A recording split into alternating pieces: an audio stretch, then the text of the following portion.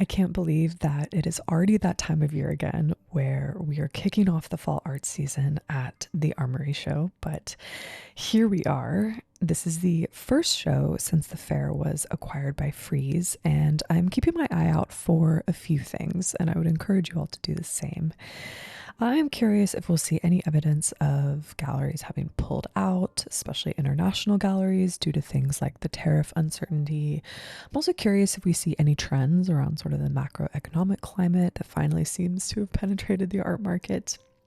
Also, shameless plug, I have started a Substack where I go into even greater detail than in my videos, sharing my highlights as well as my critiques. So I will leave that linked in the description box below if you want to check that out.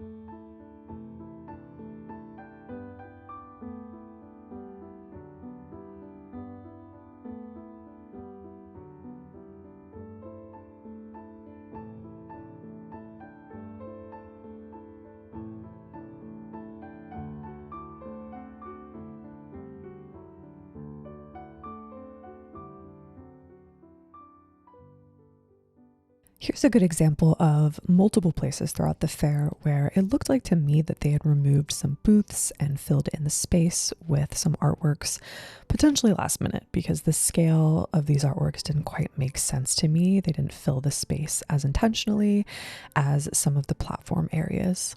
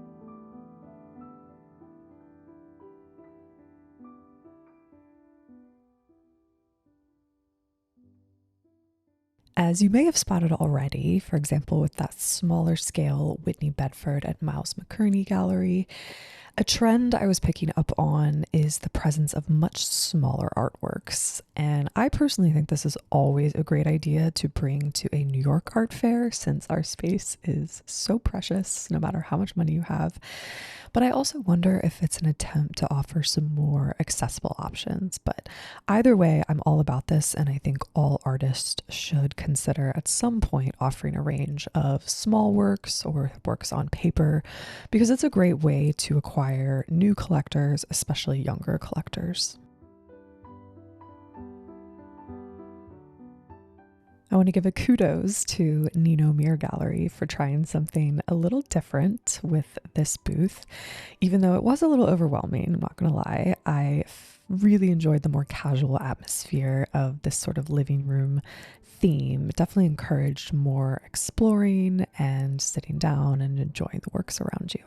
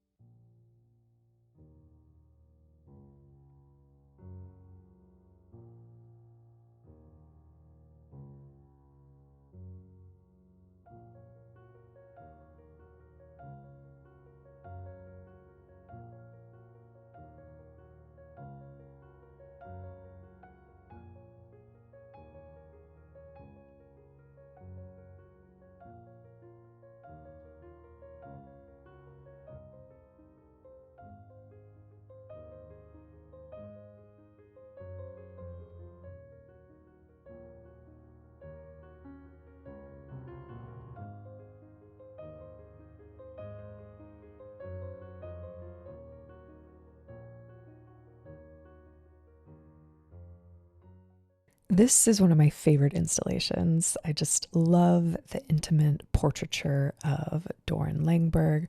So I was over the moon to see this solo presentation of, again, these beautiful small portraits. In fact, after the first day at Armory, when I was leaving, you always have to open your bags and show security, I guess to make sure you haven't stolen any art. And the man in front of me had a painting wrapped from Victoria Miro that I'm very sure was probably one of these portraits. So I love that he could just buy it, put it in his tote bag, and leave the fair with it. Another great advantage of small works.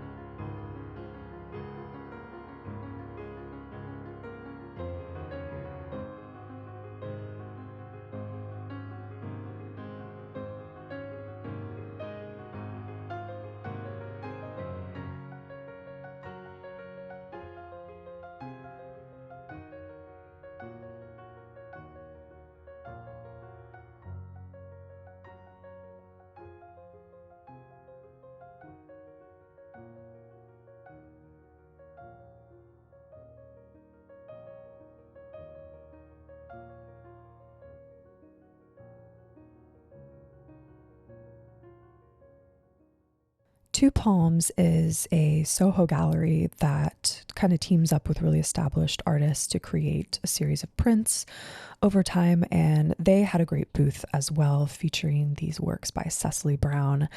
I love anything Cecily Brown, whether it's an actual painting or a print, and they featured many of her prints. The details honestly are just extraordinary. I could have looked at these for hours. I think actually the details in her prints are even more interesting than in her paintings, which veer even further into abstraction.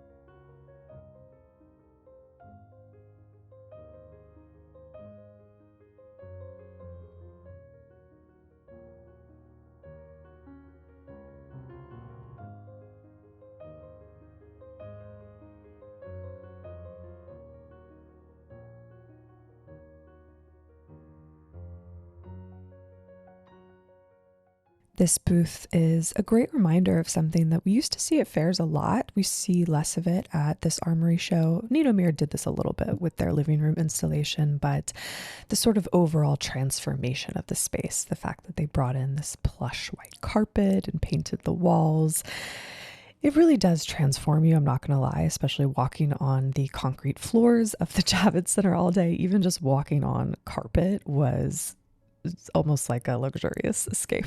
It was a really, really nice experience.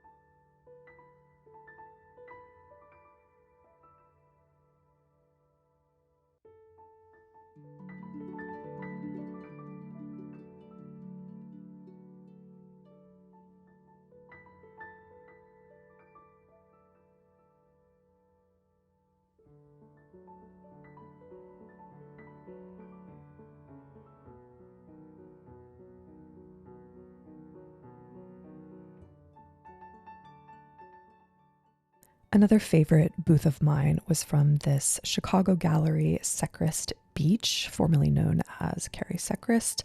We visited their space actually in Chicago a few years ago, and it is stunning. I will leave that video linked above and below if you want to check it out. This is a solo booth featuring works by Jacqueline Surdell, and if you look closely, you can see that in these works, she's reimagined religious iconography through a contemporary lens. She does this by weaving printed fragments of historic paintings into these textured sculptural tapestries that I think just blur the line of a sculpture and tapestry so beautifully. The works, quote, construct a narrative of grief, joy, violence, and tenderness, play and survival all in flux, which I think feels especially relevant for society today.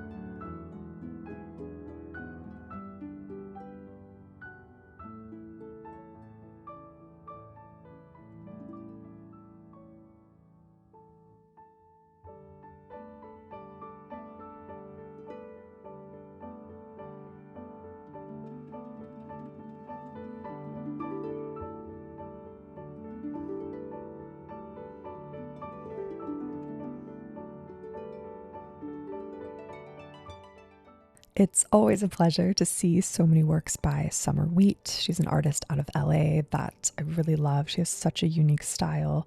She actually paints through a screen, which gives her works this sort of 3D texture that almost looks like beads, but it's actually paint. So that was a work at her Paris gallery. And then Nazarian Curcio, I think is how you say it, they also had a couple of great works from her at their booth, which we'll see in a second.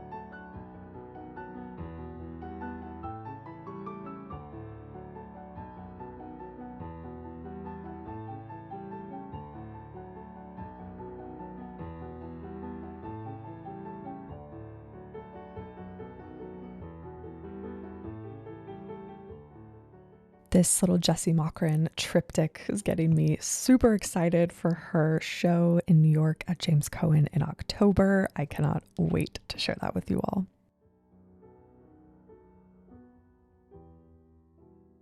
I hope you all enjoyed this walkthrough of the Armory Show. Again, in my Substack, I kind of dive into even greater detail if you want to check that out. It is currently free. Again, I'll leave it linked below. But yeah, I'm back to my regular schedule of putting out videos once a week. So please make sure you subscribe so you don't miss anything. And I'll see you all in my next one.